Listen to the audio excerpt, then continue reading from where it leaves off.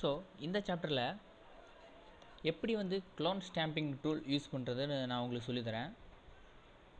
So clone stamping tool, so இது எதுக்கு நம்ம யூஸ் பண்ணுறோன்னா, மேக்ஸிமம் இதை பார்த்திங்கன்னா இந்த பிம்பிள்ஸ் ரிமூவ் பண்ணுறது, இந்த பொட்டு, இந்த மாதிரி விஷயங்களெல்லாம் ரிமூவ் பண்ணுறதுக்கு இந்த க்ளோன் ஸ்டாம்பிங் டூல் யூஸ் பண்ணுவாங்க. ஸோ ரெண்டு டூலை பற்றி நான் சொல்ல போகிறேன். ஒன்று வந்து க்ளோன் ஸ்டாம்பிங் டூலு. ஸோ அந்த க்ளோன் ஸ்டாம்பிங் டூலை வச்சு இந்த பொட்டெல்லாம் ரிமூவ் பண்ணலாம். ஸோ இந்த இதையும் ரிமூவ் பண்ணலாம். இல்லை வந்து ஸோ அந்த டூல் பேர் வந்து பார்த்திங்கன்னா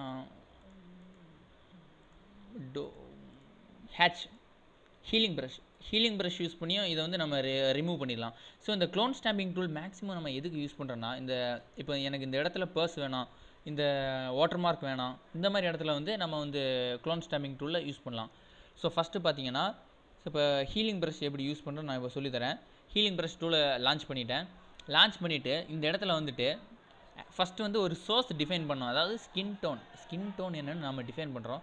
ஸோ ஆல்ட்டை ப்ரெஸ் பண்ணிவிட்டு ஒரே ஒரு கிளிக் பண்ணிட்டீங்கன்னா அந்த ஸ்கின் டோன் என்னென்னு டிஃபைன் ஆகிரும். இப்போ வந்து இந்த இடத்துல ஒரு பிம்பிள் இருக்குது, நல்லா ஜூம் பண்ணி பார்த்தா தான் தெரியும் எங்கே பிம்பிள் இருக்குன்னு. ஸோ இந்த இடத்துல ஒரு பிம்பிள் இருக்குது, இந்த இடத்துல ஒரு பிம்பிள் இருக்குது, அதை கிளிக் பண்ணிட்டீங்கன்னா அந்த பிம்பிள் போயிடும். ஸோ இங்கே ஒரு கிளிக்கு, இங்கே ஒரு கிளிக்கு, பொட்டு இருக்க இடத்துல ஒரு கிளிக்கு. ஸோ இந்த மாதிரி பொட்டை நம்ம ரிமூவ் பண்ணிட்டோம். ஸோ வேறு எங்கேயாச்சும் இந்த இடத்துல ஒரு கிளிக்கு, ஸோ ஏதாச்சும் கண்ட்ரோல் இசட் கொடுத்துக்கிறேன். ஸோ எங்கெல்லாம் உங்களுக்கு பிம்பிள்ஸ் அந்த மாதிரி இடம் இருக்கோ, ஸோ நீங்கள் அதை வந்து கிளிக் பண்ணி ரிமூவ் பண்ணிடலாம். ஸோ இந்த ஹேண்டில் பார்த்தீங்கன்னா இந்த இடம் கொஞ்சம் நல்லா தெரியல, ஸோ அதை கிளிக் பண்ணி அதை ரிமூவ் பண்ணிடலாம்.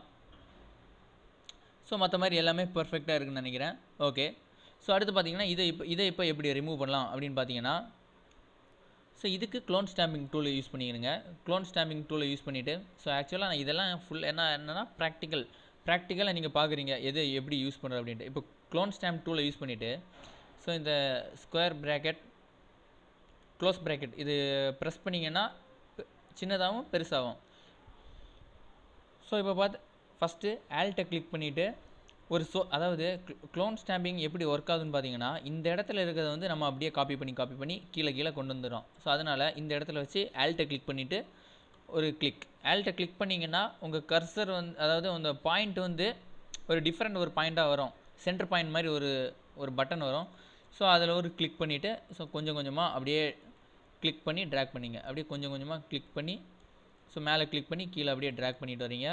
ஸோ அந்த பர்ஸ் அப்படியே அழகாக அழிஞ்சிட்டு வரும். ஸோ அதாவது இது என்ன பண்ணுதுன்னா, மேலே இருக்க அந்த இடத்த வந்து அப்படியே காப்பி பண்ணி கீழே பேஸ்ட் பண்ணிடுது. ஸோ அந்த மாதிரி சைடில் கிளிக் பண்ணி இங்கே பேஸ்ட் பண்ணிடுறீங்க. ஸோ அந்த மாதிரி கொஞ்சம் கொஞ்சமாக ரிமூவ் பண்ணிடுறீங்க. ஸோ அந்த பர்ஸ் இருந்த இடமே, அங்கே பர்ஸ் இருந்துச்சுன்னே தெரியாது. ஸோ வேணால் இந்த வுட்டு டெக்ஸ்சரையும் காப்பி பண்ணி நீங்கள் இந்த இடத்துல போட்டுடலாம். ஆல்ட்டை கிளிக் பண்ணிவிட்டு, ஸோ அழகாக இன்னும் கொஞ்சம் லைட்டாக, ஓகே, அவ்வளோதான்.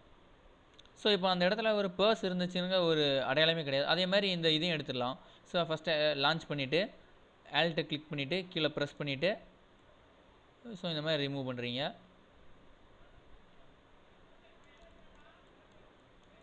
ஸோ இந்த மாதிரி அழகாக ரிமூவ் பண்ணி இதை வந்து அழகாக ஃப்ரெஷ்ன் அப் பண்ணிடலாம். ஸோ இதுதான் இந்த ரெண்டு டூலோட இதை வந்து ப்ராக்டிக்கலாக நம்ம யூஸ் பண்ணுற மெத்தட்ஸு.